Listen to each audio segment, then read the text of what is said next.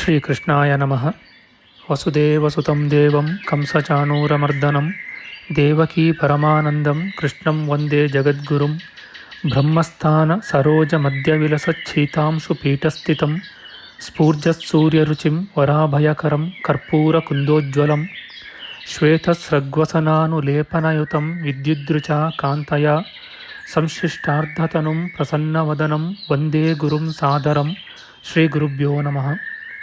ಲಂಬೋದರಂ ಪರಮಸುಂದರಮೇಕದಂತಂ ರಕ್ತಾಂಬರಂ ತ್ರಿನಯನಂ ಪರಮಂ ಪವಿತ್ರಂ ಉದ್ಯದ್ದಿವಾಕರಕರೋಜ್ವಲಕಾಯಕಾಂತಂ ವಿಘ್ನೇಶ್ವರಂ ಸಕಲವಿಘ್ನಹರಂ ನಮಾಮಿ.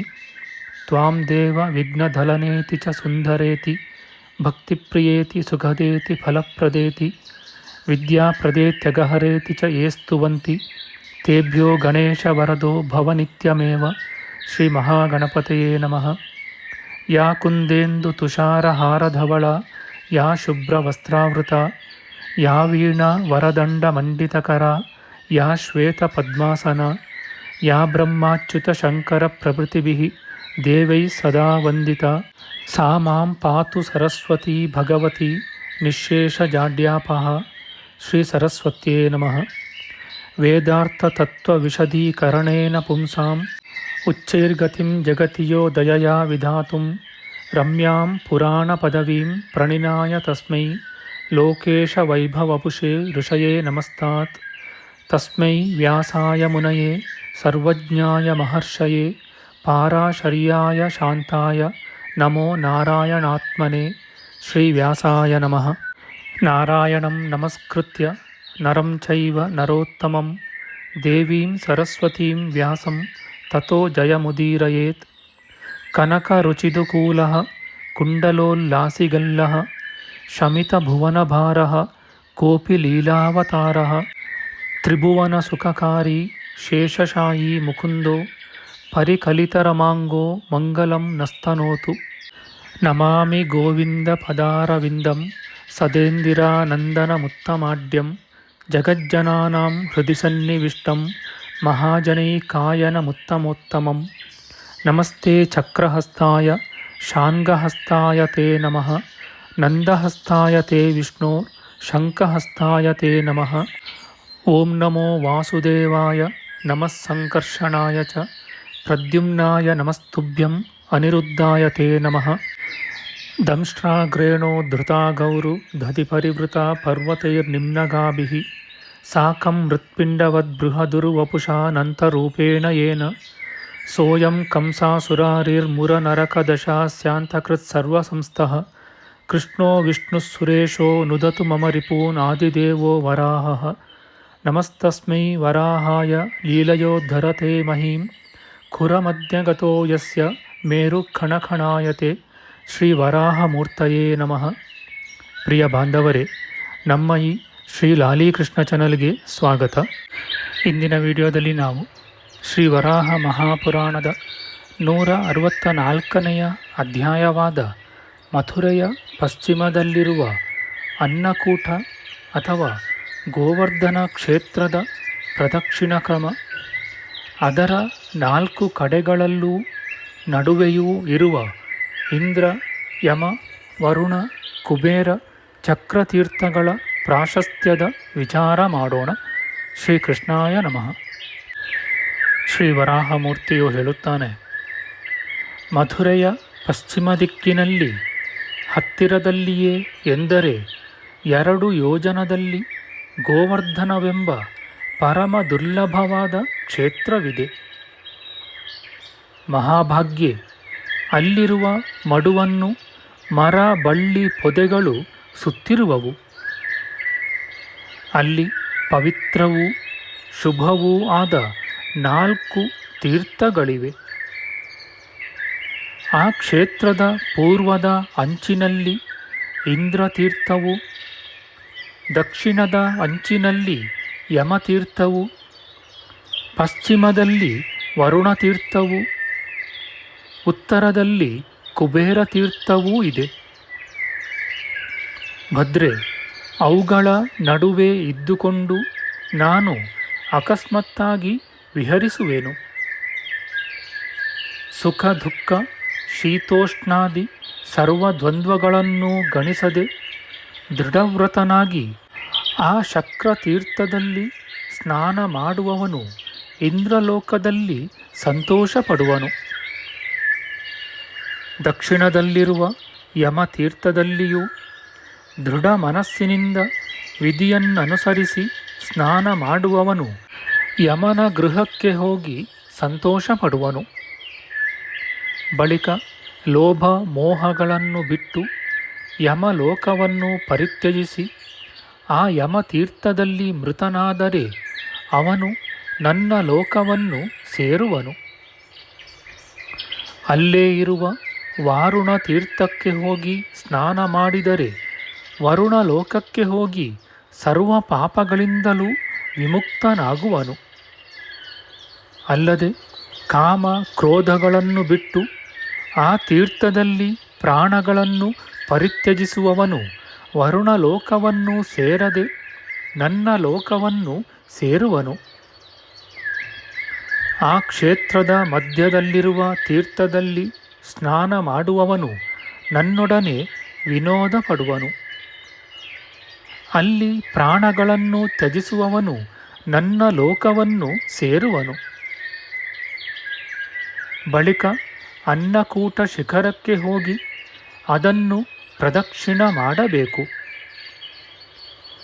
ದೇವಿ, ನಿನಗೆ ಸತ್ಯವನ್ನು ಹೇಳುತ್ತೇನೆ. ಹಾಗೆ ಪ್ರದಕ್ಷಿಣ ಮಾಡುವವನಿಗೆ ಪುನರ್ಜನ್ಮವಿಲ್ಲ. ಮಾನಸ ಗಂಗೆಯಲ್ಲಿ ಸ್ನಾನ ಮಾಡಿ ಗೋವರ್ಧನ ಕ್ಷೇತ್ರದಲ್ಲಿ ಹರಿಯನ್ನು ಸಂದರ್ಶಿಸಿ ಅನ್ನಕೂಟವನ್ನು ಪ್ರದಕ್ಷಿಣ ಮಾಡಿದವನು ಮತ್ತೆ ದುಃಖಿಸುವನೇನು? ಸೋಮವಾರದಿಂದ ಕೂಡಿದ ಅಮಾವಾಸ್ಯೆಯ ದಿನ ಗೋವರ್ಧನಗಿರಿಗೆ ಹೋಗಿ ಪಿತೃಗಳಿಗೆ ಪಿಂಡವನ್ನು ಕೊಟ್ಟು ಮನುಷ್ಯನು ರಾಜಸೂಯ ಯಾಗದ ಫಲವನ್ನು ಪಡೆಯುವನು. ಈ ವಿಚಾರದಲ್ಲಿ ಹೆಚ್ಚಾಗಿ ವಿಮರ್ಶೆ ಬೇಕಿಲ್ಲ. ಮನುಷ್ಯರು ಗಯೆಯಲ್ಲಿ ಪಿಂಡ ಪ್ರದಾನ ಮಾಡುವುದರಿಂದ ಪಡೆಯುವ ಫಲವನ್ನೇ ಗೋವರ್ಧನಗಿರಿಯಲ್ಲಿ ಮಾಡುವುದರಿಂದಲೂ ಪಡೆಯುವರು. ಗೋವರ್ಧನಗಿರಿಯನ್ನು ಪ್ರದಕ್ಷಿಣ ಮಾಡಿ ಪರದೇವನಾದ ಹರಿಯನ್ನು ಸಂದರ್ಶಿಸುವುದರಿಂದ ಮನುಷ್ಯನು ರಾಜಸೂಯಾಶ್ವಮೇಧ ಯಾಗಗಳ ಫಲವನ್ನು ಸಂಶಯವಿಲ್ಲದೆ ಪಡೆಯುವನು.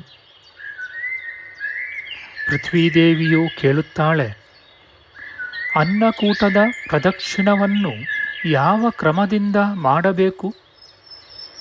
ಅದರ ಪ್ರಭಾವ ಗುಣ ಮಹಿಮೆಯನ್ನು ನೀನು ಹೇಳಬೇಕಾಗಿದೆ. ಶ್ರೀ ವರಾಹಮೂರ್ತಿಯು ಹೇಳುತ್ತಾನೆ, ಭಾದ್ರಪದ ಮಾಸದ ಶುಕ್ಲಪಕ್ಷದ ಏಕಾದಶಿಯಾದ ಶುಭ ದಿನದಲ್ಲಿ ಗೋವರ್ಧನದಲ್ಲಿ ಉಪವಾಸವಿದ್ದು ಪ್ರದಕ್ಷಿಣೆ ಮಾಡಬೇಕು. ಏಕಾದಶಿಯ ರಾತ್ರಿ ಕಳೆದು ಸೂರ್ಯೋದಯವಾಗಲು ಮಾನಸ ಗಂಗೆಯಲ್ಲಿ ಸ್ನಾನ ಮಾಡಿ ಗೋವರ್ಧನಗಿರಿ ಶಿಖರದಲ್ಲಿರುವ ಹರಿಯನ್ನು ವಂದಿಸಿ ಅವನ ಅನುಗ್ರಹವನ್ನು ಪಡೆದು ಬಳಿಕ ಪುಂಡರೀಕ ಕ್ಷೇತ್ರಕ್ಕೆ ಹೋಗಬೇಕು. ಅಲ್ಲಿಯ ಕುಂಡದಲ್ಲಿ ವಿಧಿಪೂರ್ವಕವಾಗಿ ಸ್ನಾನ ಮಾಡಿ ದೇವತೆಗಳನ್ನು ಪಿತೃಗಳನ್ನು ಚೆನ್ನಾಗಿ ಪೂಜಿಸಿ ಬಳಿಕ ಪುಂಡರೀಕವನ್ನು ಅರ್ಚಿಸುವುದರಿಂದ ಮನುಷ್ಯನು ಪಾಪಗಳೆಲ್ಲವನ್ನೂ ಕಳೆದುಕೊಂಡು ವಿಷ್ಣು ನಿವಾಸವನ್ನು ಸೇರುವನು. ಅಪ್ಸರಸ ಕುಂಡವೆಂಬುದು ನಿರ್ಮಲವಾದ ಜಲಾಶಯ. ಅಲ್ಲಿ ಸ್ನಾನವನ್ನು ತರ್ಪಣವನ್ನು ಮಾಡಿ ಮನುಷ್ಯನು ಪಾಪವನ್ನು ಕಳೆದುಕೊಂಡು ರಾಜಸೂಯಾಶ್ವಮೇಧ ಯಾಗಗಳ ಫಲವನ್ನು ಪಡೆಯುವುದರಲ್ಲಿ ಸಂಶಯವಿಲ್ಲ. ಸಂಕರ್ಷಣ ತೀರ್ಥವೆಂಬುದು ಬಲರಾಮನಿಂದ ರಕ್ಷಿತವಾದುದು. ಅವನ ದೇಹದಲ್ಲೆಲ್ಲ ಅಂಟಿದ್ದ ಗೋಹತ್ಯೆ ಆ ತೀರ್ಥದಲ್ಲಿ ಅವನನ್ನು ಬಿಟ್ಟು ದೂರಕ್ಕೆ ದಾಟಿತು. ಆ ತೀರ್ಥದಲ್ಲಿ ಸ್ನಾನ ಮಾಡುವುದರಿಂದ ಗೋಹತ್ಯೆಯ ಪಾಪವು ಬೇಗನೆ ತೊಲಗುವುದು. ಇದರಲ್ಲಿ ವಿಚಾರವೂ ಬೇಕಿಲ್ಲ. ಅನ್ನಕೂಟದ ಹತ್ತಿರದಲ್ಲಿ ಇಂದ್ರ ನಿರ್ಮಿತವಾದ ತೀರ್ಥವಿದೆ. ಅಲ್ಲಿ ಕೃಷ್ಣನು ಇಂದ್ರನ ಪೂಜಾರ್ಥವಾಗಿ ನಡೆಯುತ್ತಿದ್ದ ಭಕ್ಷ್ಯ ಭೋಜ್ಯಗಳಿಂದ ಕೂಡಿ ಇಂದ್ರನಿಗೆ ತುಷ್ಟೀಕರವೂ ಬಹು ಸಂತೋಷಕರವೂ ಆದ ಯಜ್ಞವನ್ನು ತಡೆದು ನಿಲ್ಲಿಸಿದನು. ಇಂದ್ರನು ಕೋಪಿಸಿಕೊಂಡು ಅತಿಯಾಗಿ ಮಳೆಯನ್ನು ಸುರಿಸಿ ಗೋವುಗಳಿಗೆ ಪೀಡೆಯನ್ನು ಉಂಟು ಮಾಡಲು ಅವುಗಳ ರಕ್ಷಣೆಗಾಗಿ ಕೃಷ್ಣನು ಉತ್ತಮವಾದ ಆ ಗೋವರ್ಧನ ಗಿರಿಯನ್ನೇ ಎತ್ತಿ ಧರಿಸಿದನು. ಎಲ್ಲ ಕಡೆಯಲ್ಲೂ ಇಂದ್ರನಿಂದ ಪೂಜಿತವಾದ ಅದು ಅನ್ನಕೂಟವೆಂದು ಪ್ರಸಿದ್ಧವಾಯಿತು. ಅಲ್ಲಿ ವಿಷ್ಣುವು ಪೂರ್ವದಲ್ಲಿ ಋಷಿಗಳಿಂದ ಸಹಿತನಾದ ಶ್ರೇಷ್ಠರಾದ ದೇವತೆಗಳನ್ನು, ದೇವಿಯರನ್ನು, ಗೋವುಗಳನ್ನು ಶ್ರಮದಿಂದ ಪೂಜಿಸಿ ಸಂತೋಷಪಡಿಸಿದನು. ಆ ಸ್ಥಳದಲ್ಲಿ ತರ್ಪಣ ಮಾಡುವುದರಿಂದ 100 ಯಜ್ಞಗಳ ಫಲವನ್ನು ಪಡೆಯಬಹುದು. ಆಮೇಲೆ ಕದಂಬ ಖಂಡವೆಂಬ ಕುಂಡವು ನಿರ್ಮಲೋದಕವುಳ್ಳದಾಗಿದೆ. ಅಲ್ಲಿ ಸ್ನಾನ ಮಾಡಿ ಪಿತೃಗಳನ್ನು ಚೆನ್ನಾಗಿ ಪೂಜಿಸುವುದರಿಂದ ಮನುಷ್ಯನು ಬ್ರಹ್ಮಲೋಕವನ್ನು ಸೇರುವನು. ಬಳಿಕ 100 ತೋಳುಗಳಷ್ಟು ಎತ್ತರವಿರುವ ದೇವಗಿರಿಗೆ ಹೋಗಬೇಕು. ಅಲ್ಲಿಯ ಸ್ನಾನ ದೇವದರ್ಶನಗಳಿಂದ ವಾಜಪೇಯವೆಂಬ ಯಜ್ಞದ ಫಲವನ್ನು ಪಡೆಯಬಹುದು. ಬಳಿಕ ಮಹಾದೇವ ಕ್ಷೇತ್ರಕ್ಕೆ ಹೋಗಿ ಆ ದೇವನನ್ನು ಸಂದರ್ಶಿಸಿ ಧ್ಯಾನ ಮಾಡುವುದರಿಂದ ಫಲ ಉಂಟಾಗುವುದು. ಅಲ್ಲಿರುವ ಕುಂಡದಲ್ಲಿ ಸ್ನಾನ ಮಾಡಿ ಪಿತೃಗಳಿಗೆ ತರ್ಪಣವನ್ನು ಮಾಡಿ ಮನುಷ್ಯನು ಕೃತಕೃತ್ಯನಾಗಿ ಸ್ವರ್ಗವನ್ನು ಸೇರುವನು. ಗಂಗಾ ನದಿಯ ಉತ್ತರ ತೀರದವರೆಗಿರುವ ಪ್ರದೇಶದಲ್ಲಿ ಕೃಷ್ಣನಿಗೆ ಅರಿಷ್ಟನೆಂಬ ಕಂಸನ ಕಡೆಯ ರಾಕ್ಷಸನ ಸಂಗಡ ದೊಡ್ಡದಾದ ಯುದ್ಧವು ನಡೆಯಿತು. ಕೃಷ್ಣನು ಗೂಳಿಯ ರೂಪದಿಂದಿದ್ದ ಆ ಅರಿಷ್ಟನನ್ನು ಕೊಂದನು.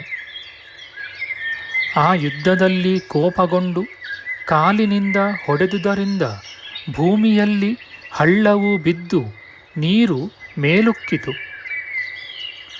ಆದುದರಿಂದ ಅದ್ಭುತವಾದ ಆ ತೀರ್ಥವನ್ನು ವೃಷಭವದ ತೀರ್ಥವೆಂದು ತಿಳಿಯಬೇಕು. ಪಾಪ ಪುರುಷನಾಗಿ ವೃಷಭ ರೂಪದಿಂದಿದ್ದ ಈ ಅರಿಷ್ಟನನ್ನು ಕೊಂದೆನು. ಆದರೂ ನಾನು ಗೋವನ್ನು ಕೊಂದಂತಾಯಿತು ಎಂದು ಚಿಂತಾಪರನಾದ ಕೃಷ್ಣನು ಅವನನ್ನು ಕೊಂದ ಬಳಿಕ ಆ ತೀರ್ಥದಲ್ಲಿ ಸ್ನಾನವನ್ನು ಮಾಡಿದನು. ಅಲ್ಲೇ ಹತ್ತಿರದಲ್ಲೇ ತೊಂದರೆ ಇಲ್ಲದೆ ಉತ್ತಮ ಕಾರ್ಯಗಳನ್ನೇ ಮಾಡುವ ಕೃಷ್ಣನನ್ನು ರಾಧೆ ಚೆನ್ನಾಗಿ ಅಪ್ಪಿಕೊಂಡು ತನ್ನ ಹೆಸರಿನಿಂದ ಕಲ್ಪಿಸಿದ ಪ್ರಸಿದ್ಧವಾದ ತೀರ್ಥವಿದೆ. ರಾಧಾಕುಂಡವೆಂದು ಪ್ರಸಿದ್ಧವಾದ ಆ ಶುಭ ತೀರ್ಥವು ಸರ್ವ ಪಾಪಗಳನ್ನು ಹೋಗಲಾಡಿಸುವುದು. ಅರಿಷ್ಟ ರಾಧಾಕುಂಡಗಳಲ್ಲಿ ಸ್ನಾನ ಮಾಡುವುದರಿಂದ ಮನುಷ್ಯನು ರಾಜಸೂಯಾಶ್ವಮೇಧಗಳ ಫಲವನ್ನು ಪಡೆಯುವನು. ಇದರಲ್ಲಿ ವಿಚಾರ ಮಾಡಬೇಕಾದುದಿಲ್ಲ. ಗೋ ಮನುಷ್ಯ ಬ್ರಹ್ಮಹತ್ಯೆಯ ಪಾಪವು ಬೇಗನೆ ನಾಶವಾಗುವುದು. ಮೋಕ್ಷ ರಾಜನೆಂಬ ತೀರ್ಥವು ಮನುಷ್ಯರಿಗೆ ಮುಕ್ತಿಯನ್ನು ಉಂಟು ಮಾಡುವುದು. ಅದರ ದರ್ಶನ ಮಾತ್ರದಿಂದಲೇ ಮಾನವನು ಎಲ್ಲ ಪಾಪಗಳಿಂದಲೂ ವಿಮುಕ್ತನಾಗುವನು. ಪೂರ್ವದಲ್ಲಿ ಇಂದ್ರಧ್ವಜದಷ್ಟು ಎತ್ತರವಾದ ಪ್ರದೇಶದಲ್ಲಿ ಸ್ಥಾಪಿತವಾಗಿರುವ ಇಂದ್ರಧ್ವಜವೆಂದು ಪ್ರಸಿದ್ಧವಾಗಿರುವ ತೀರ್ಥವು ಅತಿ ಮುಕ್ತಿಪ್ರದವಾದುದು. ಅಲ್ಲಿ ಸ್ನಾನ ಮಾಡಿದವರು ಸ್ವರ್ಗವನ್ನು ಸೇರುವರು.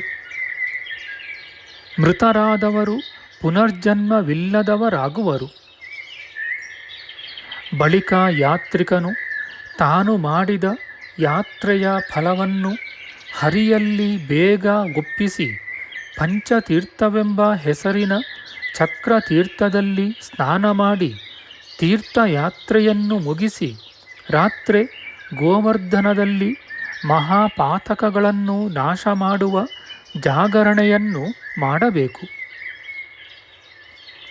ಮೊದಲೇ ಹೇಳಿರುವಂತೆ ಏಕಾದಶಿಯ ದಿನ ರಾತ್ರಿ ಶುಭಕರವಾದ ಜಾಗರಣೆಯನ್ನು ಮಾಡಿ ದ್ವಾದಶಿಯ ದಿನ ಬೆಳಗಾಗುವ ಹೊತ್ತಿನಲ್ಲಿ ಸ್ನಾನವನ್ನು ಮಾಡಿ ಪಿತೃಗಳಿಗೆ ಮುಕ್ತಿದಾಯಕವಾದ ಪಿಂಡಪ್ರದಾನ ತರ್ಪಣಾದಿಗಳನ್ನು ಯಥಾಶಕ್ತಿಯಾಗಿ ಮಾಡುವವನು ಸರ್ವ ಪಾಪಗಳನ್ನು ಕಳೆದುಕೊಂಡವನಾಗಿ ಪರಬ್ರಹ್ಮನನ್ನು ಸೇರುವನು. ಭದ್ರೆ, ಈ ಅನ್ನಕೂಟದ ಪ್ರದಕ್ಷಿಣ ವಿಧಾನವನ್ನು ಅನುಕ್ರಮವಾಗಿ ನಿನಗೆ ಹೇಳಿದುದಾಯಿತು. ಈ ಪ್ರದಕ್ಷಿಣೆಯನ್ನು ಭಾದ್ರಪದ ಮಾಸದಲ್ಲಿ ಮಾತ್ರವೇ ಅಲ್ಲದೆ ಆಷಾಢ ಮಾಸದಲ್ಲಿಯೂ ಮಾಡಬಹುದು. ಹರಿಯ ತೀರ್ಥಗಳ ಅನುಕ್ರಮವಾದ ಯಾತ್ರೆಯನ್ನು, ಗೋವರ್ಧನ ಕ್ಷೇತ್ರದ ಮಹಿಮೆಯನ್ನು ಭಕ್ತಿಯಿಂದ ಕೇಳುವವನಿಗೆ ಗಂಗಾ ಸ್ನಾನದ ಫಲ ಉಂಟಾಗುವುದು. ಇತಿ ಶ್ರೀ ವರಾಹಪುರಾಣೆ ಮಥುರಾ ಮಾಹಾತ್ಮ್ಯಾಂತರ್ಗತೆ ಗೋವರ್ಧನ ಮಾಹಾತ್ಮ್ಯೆ ಅನ್ನಕೂಟ ಪ್ರಭಾವೋ ನಾಮ ಚತುಷ್ಷಷ್ಟ್ಯಧಿಕ-ಶತತಮೋಧ್ಯಾಯ. ಶ್ರೀಕೃಷ್ಣಾರ್ಪಣಮಸ್ತು.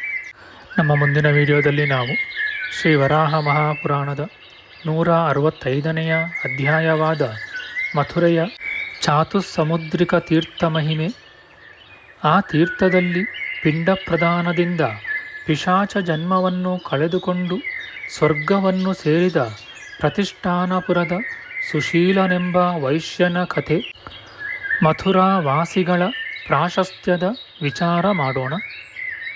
ಆಧ್ಯಾತ್ಮಿಕ ಚರ್ಚೆ ಮತ್ತು ವಿಚಾರ ವಿನಿಮಯಕ್ಕಾಗಿ ಶುರು ಮಾಡಿದ ಈ ಚಾನಲ್ನಲ್ಲಿ ನಾವು ಅಪ್ಲೋಡ್ ಮಾಡುವ ಎಲ್ಲ ವಿಡಿಯೋಗಳನ್ನು ಸಂಪೂರ್ಣವಾಗಿ ನೋಡಿ ನಿಮ್ಮ ಸಲಹೆಗಳನ್ನು ಕಮೆಂಟ್ ಬಾಕ್ಸ್ನಲ್ಲಿ ಬರೆಯಿರಿ. ದಯವಿಟ್ಟು ಈ ಚಾನಲ್ಗೆ ಸಬ್ಸ್ಕ್ರೈಬ್ ಮಾಡಿ ಹಾಗೂ ಬೆಲ್ ಬಟನ್ ಒತ್ತಿ ನಾವು ಹಾಕುವ ಎಲ್ಲ ವಿಡಿಯೋಗಳನ್ನು ನೋಡಿ ಪ್ರೋತ್ಸಾಹಿಸಿ. ಕೃಷ್ಣಂ ನಾರಾಯಣಂ ವಂದೇ ಕೃಷ್ಣಂ ವಂದೇ ವ್ರಜಪ್ರಿಯಂ ಕೃಷ್ಣಂ ದ್ವೈಪಾಯನಂ ವಂದೇ ಕೃಷ್ಣಂ ವಂದೇ ಪೃಥಾಸುತಂ. ಶ್ರೀಕೃಷ್ಣಾಯ ನಮಃ.